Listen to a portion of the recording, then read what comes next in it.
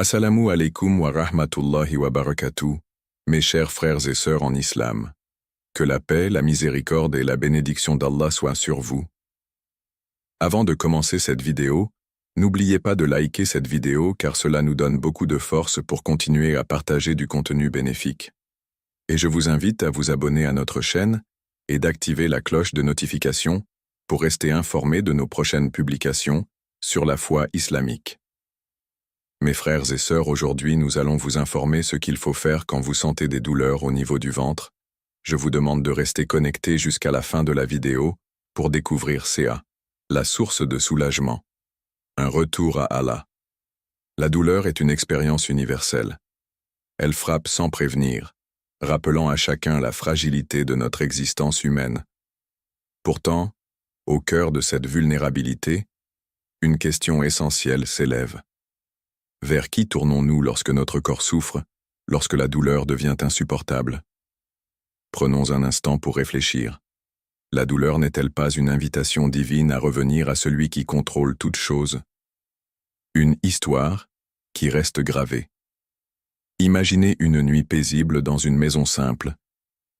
Une mère est réveillée en sursaut par les cris de son enfant. Il souffre d'une douleur aiguë au ventre et son visage se tord de détresse. La panique s'installe, les pensées affluent. Dois-je courir à l'hôpital? Y a-t-il un remède à la maison? Mais au milieu de ce chaos, elle se rappelle soudain les sages paroles du prophète Muhammad, paix et bénédiction sur lui. Demandez à Allah avec une foi inébranlable, car Allah aime les cœurs patients. Avec des larmes aux yeux, elle pose sa main sur le ventre de son enfant, ferme les siens et murmure doucement « Ya Allah, toi qui es le guérisseur, soulage cette douleur. Je mets ma confiance en toi. » Et à cet instant, bien que la douleur de l'enfant ne disparaisse pas immédiatement, le cœur de cette mère se remplit de paix. Une paix qui naît de la certitude qu'Allah entend chaque invocation, chaque cri de détresse, chaque murmure de désespoir. Une réflexion divine. Dans le Coran, Allah dit « Et lorsque je suis malade, c'est lui qui me guérit. » Sourate Ash-Shu'ara, 26, 80. Ces paroles nous rappellent que la guérison ne réside pas seulement dans les traitements, mais dans la reconnaissance d'Allah comme la source ultime de tout soulagement. En nous tournant vers lui, nous admettons nos limites et plaçons notre foi dans sa sagesse infinie. Mais cela soulève une question importante. Que signifie réellement invoquer Allah dans ces moments de douleur? S'agit-il seulement de réciter des mots, ou devons-nous également ouvrir notre cœur et nous abandonner à sa volonté? Une invitation à la confiance. Ne serait-il pas libérateur de remettre nos douleurs entre les mains du tout miséricordieux? Imaginez-vous, dans un moment de souffrance, au lieu de céder à la panique, levez vos mains vers le ciel et prononcez avec sincérité « Ô Allah, toi seul peux apaiser cette douleur.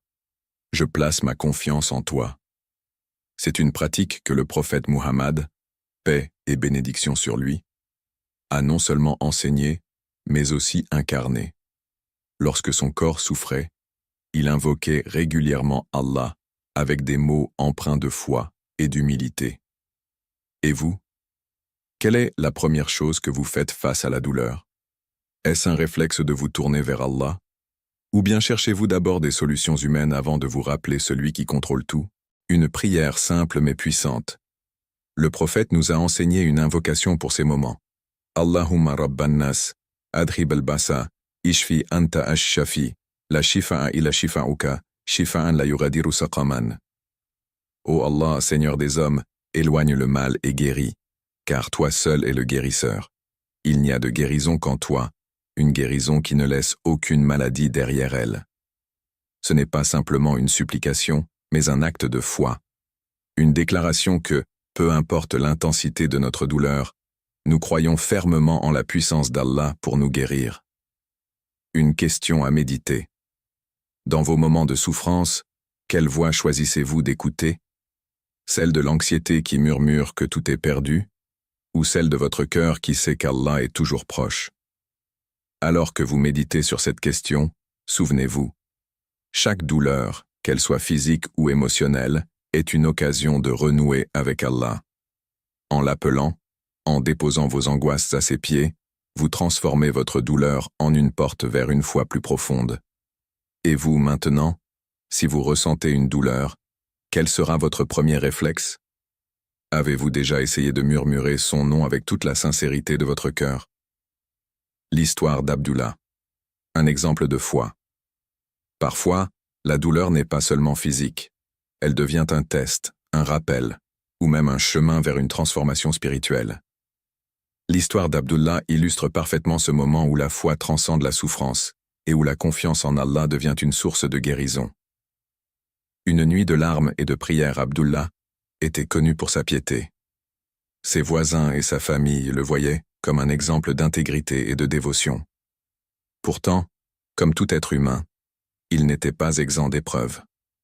Pendant des semaines, une douleur abdominale constante l'accablait. Les médecins avaient prescrit des traitements, mais aucun ne semblait efficace. Abdullah se retrouvait dans un cercle de souffrance, son corps affaibli et son moral vacillant. Une nuit, alors que la douleur devenait insupportable, Abdullah fit ce que tout croyant ferait en dernier recours. Il s'agenouilla sur son tapis de prière. Dans l'obscurité de sa chambre, avec les étoiles pour témoins, il se prosterna longuement, les larmes ruisselant sur ses joues.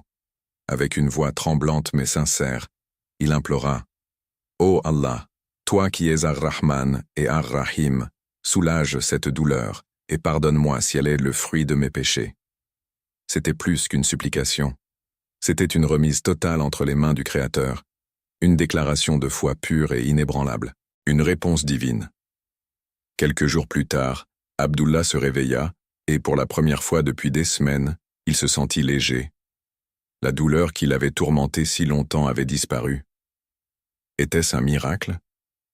Abdullah le pensait, mais il savait surtout que ce soulagement venait d'Allah, en réponse à son appel sincère. Allah dit dans le Coran, « Et quiconque place sa confiance en Allah, il lui suffit. » Sourate At-Talaq 65:3. Ces mots ne sont pas qu'une promesse, ils sont une vérité intemporelle. Abdullah avait placé toute sa confiance en Allah, et cette confiance était devenue sa guérison. Le pouvoir de la soumission. L'histoire d'Abdullah nous enseigne que la guérison ne réside pas uniquement dans les médicaments ou les traitements. Elle réside dans l'acte de se soumettre entièrement à Allah, de reconnaître sa puissance et de lui faire confiance, peu importe les circonstances. Abdullah ne cherchait pas seulement à soulager sa douleur, il cherchait à se reconnecter à son Seigneur. Combien d'entre nous, face à la douleur, prenons ce moment pour nous interroger sur sa signification? Est-ce un rappel? Une opportunité de purification? Une chance de se rapprocher d'Allah? Une question personnelle. Que feriez-vous si vous saviez qu'Allah est prêt à répondre à votre appel, ici et maintenant? Vous arrêteriez-vous un instant pour réfléchir à la puissance de ses promesses? Dans nos moments de faiblesse, il est facile de douter. Mais qu'arriverait-il si, comme Abdullah, nous mettions de côté nos hésitations et nous tournions vers Allah avec une foi totale? Une leçon pour tous. Il ne s'agit pas seulement de demander à Allah de soulager nos douleurs, mais de lui faire confiance, même lorsque les réponses semblent tarder. L'histoire d'Abdullah nous rappelle que chaque douleur, chaque difficulté, peut être une porte vers une connexion plus profonde avec notre Seigneur. Alors, la prochaine fois que vous faites face à une épreuve, souvenez-vous de ces mots. Et quiconque place sa confiance en Allah, il lui suffit. Et posez-vous cette question.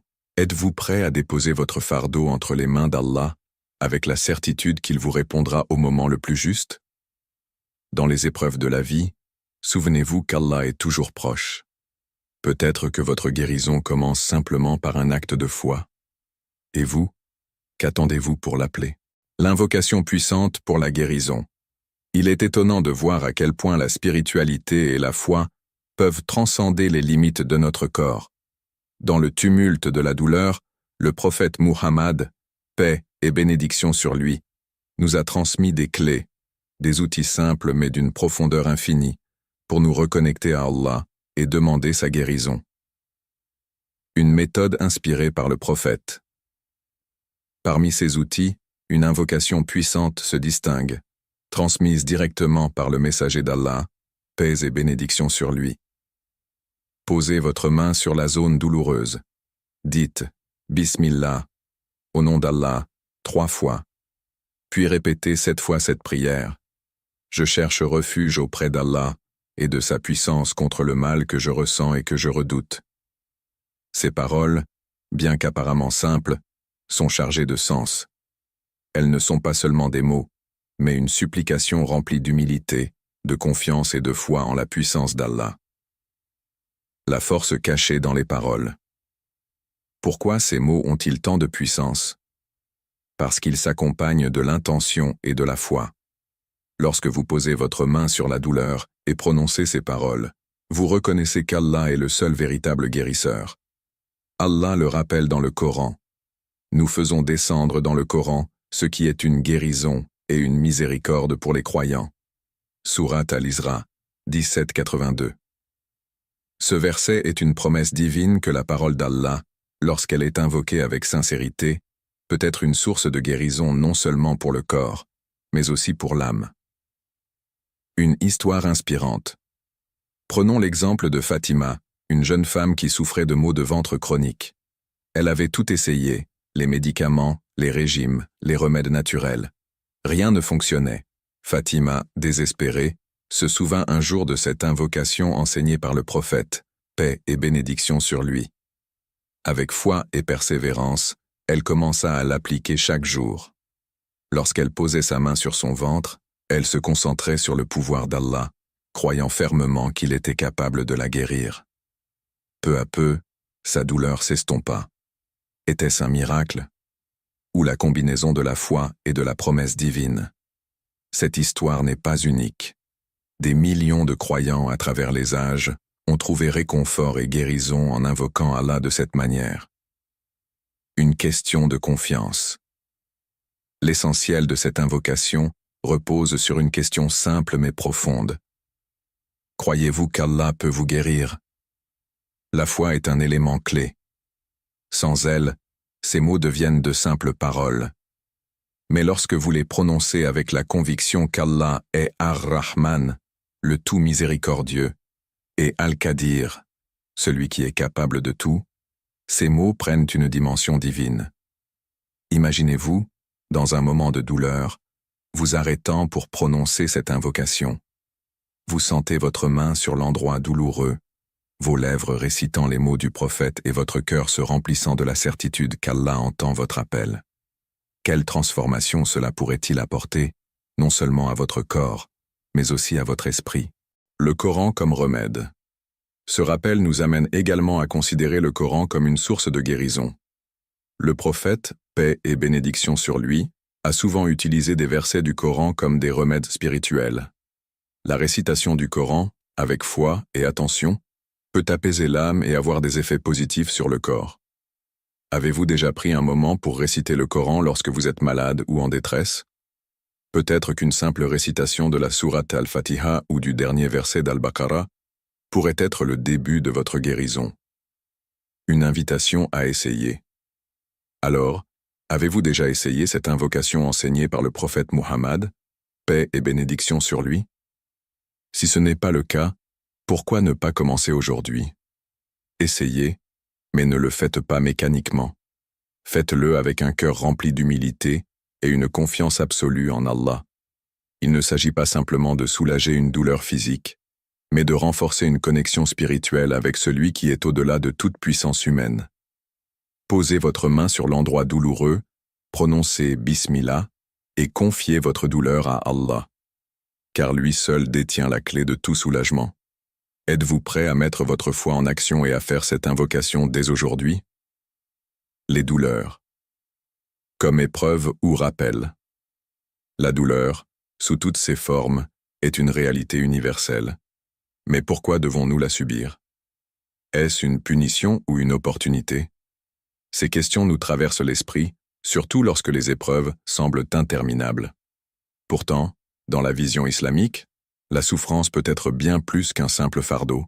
Elle peut devenir un chemin vers la purification et la proximité avec Allah. La douleur. Comme éveil spirituel. Une femme âgée, pleine de sagesse, racontait souvent « Chaque fois que je ressens une douleur, je remercie Allah, car cela me rappelle ma dépendance totale envers lui. » Ces paroles résonnent comme un rappel. Parfois, les épreuves physiques ou émotionnelles ne sont pas là pour nous écraser, mais pour nous ramener à la réalité de notre faiblesse et de notre besoin d'Allah. Ce sentiment d'humilité, si difficile à cultiver dans la facilité, émerge souvent dans les moments de douleur. Le prophète Muhammad, paix et bénédiction sur lui, a magnifiquement exprimé cette idée lorsqu'il a dit « Aucune fatigue, douleur, anxiété ou chagrin n'atteint un croyant sans qu'Allah n'expie ses péchés par cela. » Sahih al-Bukhari, 5641. Ces mots ne sont pas seulement réconfortants, ils redéfinissent complètement notre perspective sur la douleur. Ce que nous percevons comme un mal peut en réalité être une bénédiction déguisée, un moyen de purification et de rapprochement avec le Tout-Puissant. La promesse divine. Allah nous guide à travers le Coran en nous donnant les outils nécessaires pour surmonter ces épreuves. Il dit « Ô vous qui avez cru, cherchez secours dans la patience et la prière. Certes, Allah est avec les endurants. » Sourate Al-Baqarah, 253. Ce verset est une lumière pour ceux qui se sentent perdus dans leur souffrance. Il nous rappelle que la patience n'est pas une simple résignation, mais une forme active de foi. La prière, quant à elle, devient un refuge, une conversation intime avec Allah, où nous pouvons déposer nos peines, un cadeau caché. Imaginez un instant que chaque douleur, chaque épreuve, soit un cadeau en soi. Un cadeau qui, bien que difficile à ouvrir, contient des trésors inestimables. Ces trésors, ce sont des péchés effacés, une foi renforcée et une connexion plus profonde avec Allah. Prenons l'exemple d'un homme nommé Idriss, qui a traversé des mois de douleur après un accident. Pendant cette période, il a redécouvert la prière nocturne et les supplications, ce qui, au départ, semblait être une période sombre dans sa vie, est devenu une source de lumière spirituelle. Idriss a témoigné plus tard, sans cette épreuve, je n'aurais jamais su à quel point Allah était proche de moi. Une perspective transformante. Et si nous commencions à voir nos douleurs non pas comme des obstacles, mais comme des ponts vers Allah, ces moments, bien qu'intenses, sont des opportunités de renforcer notre foi. Lorsque vous traversez une épreuve, posez-vous cette question. Comment cette douleur peut-elle m'aider à me rapprocher de mon Créateur? La clé est d'accepter que tout ce qui vient d'Allah est pour un bien, même si ce bien nous échappe sur le moment. La douleur, qu'elle soit physique ou émotionnelle, devient alors un rappel de notre dépendance à Allah, de notre besoin de sa miséricorde et de la promesse qu'aucune difficulté n'est permanente. Votre épreuve, votre chemin. En ce moment, quelles épreuves traversez-vous? Une maladie, une perte, une déception? Chacune d'elles porte en elle un potentiel de transformation spirituelle. Ces épreuves, bien qu'amères, peuvent être adoucies par la foi et par la certitude qu'Allah ne laisse jamais ses serviteurs seuls. Et nous vous éprouverons par un peu de peur, de faim et de diminution de biens, de personnes et de fruits, et fait la bonne annonce aux endurants. Sourate Al-Baqarah, 255. Alors, quelles que soient vos douleurs ou vos épreuves aujourd'hui, souvenez-vous que ces moments ne sont pas une fin en soi, mais un chemin vers une plus grande proximité avec Allah. Êtes-vous prêt à transformer vos épreuves en opportunités spirituelles? Le pouvoir de la sadaqa, charité, pour la guérison. Dans les moments où nous cherchons désespérément une solution à nos douleurs, une porte souvent négligée est celle de la sadaqa, ou charité. Non seulement elle apaise les cœurs des nécessiteux, mais elle est aussi une clé puissante pour notre propre soulagement. La guérison à travers l'aumône. Le prophète Muhammad, paix et bénédiction sur lui, a dit « Soignez vos malades par l'aumône ». Ces paroles, bien que simples, contiennent une sagesse profonde. La sadaqa est plus qu'un acte de générosité. Elle est une transaction spirituelle. Elle libère non seulement les autres de leur fardeau, mais elle devient aussi une cause pour qu'Allah efface nos propres épreuves. Prenons l'exemple d'une famille qui vivait dans l'anxiété. Leur jeune fils souffrait depuis des mois de douleurs abdominales chroniques. Les traitements médicaux avaient échoué et les prières semblaient rester sans réponse. Un jour, la mère, en entendant ce hadith, décida de donner secrètement de la nourriture à un voisin dans le besoin. Quelques jours plus tard, à leur grande surprise, leur fils se rétablit complètement. Était-ce une simple coïncidence? Ou était-ce un signe clair de la bénédiction d'Allah, un rappel que la charité peut être un remède pour l'âme et le corps? La sadaqa, dans le Coran. Allah nous enseigne dans le Coran. Ce que vous dépensez dans le bien, Allah le sait. Sourate Al-Baqarah, 273. Ces mots nous rappellent que chaque acte de générosité, même s'il semble insignifiant, est enregistré et récompensé. Donner pour plaire à Allah, même un sourire ou une petite somme, peut attirer une miséricorde infinie. Pourquoi la sadaqa est-elle si puissante? La charité purifie non seulement nos biens, mais aussi nos cœurs. Elle renforce notre empathie, apaise nos regrets et allège nos fardeaux spirituels. Mais surtout, elle est une démonstration de notre foi en l'abondance d'Allah.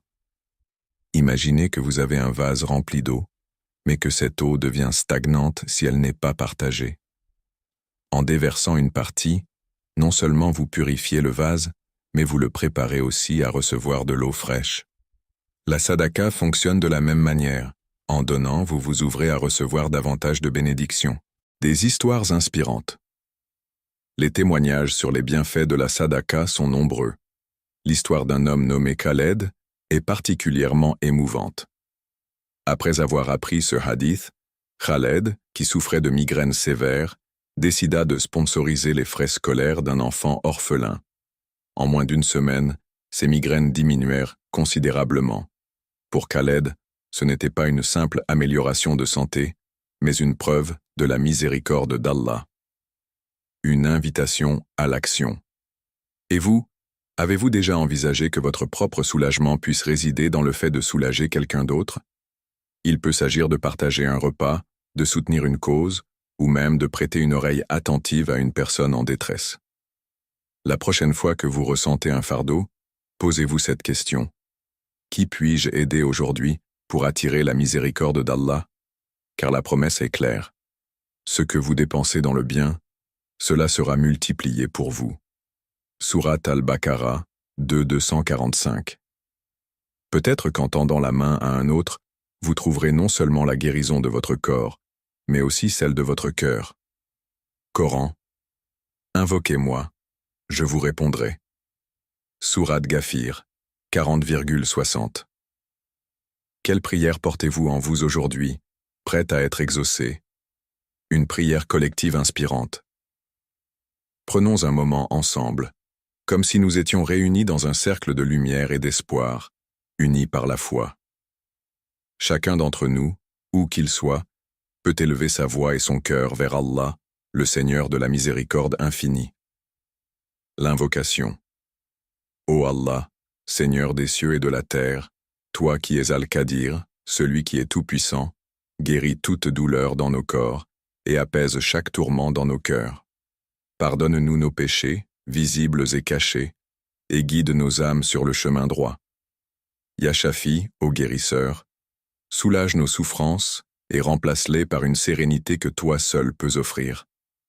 Accorde-nous la patience face à nos épreuves et fais de ces difficultés un moyen de nous rapprocher de toi. Ya Rahman, Ya Rahim, enveloppe-nous de ta miséricorde et exauce nos prières avec bienveillance. Amin. La puissance de l'invocation. Allah nous rappelle dans le Coran, « Invoquez-moi, je vous répondrai. » Sourate Ghafir, 40-60. Ces paroles divines sont une promesse.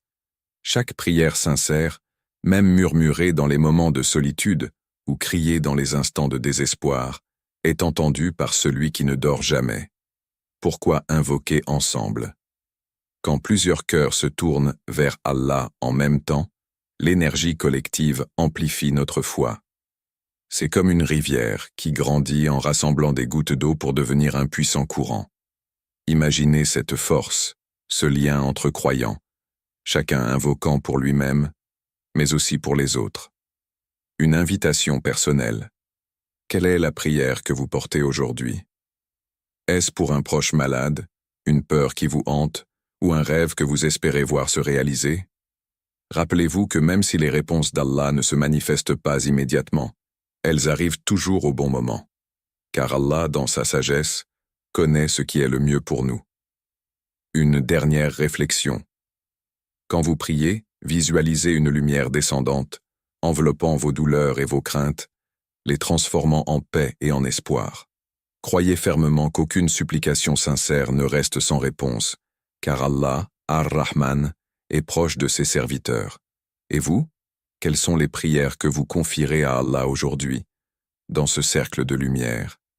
Qu'Allah purifie nos cœurs, qu'il nous guide à aider avec sincérité et discernement, et qu'il fasse de nos actions des ponts qui mènent à sa miséricorde. Amina. Chers frères et sœurs en islam, n'oubliez pas encore de liker cette vidéo et de vous abonner sur cette chaîne. Qu'Allah vous bénisse.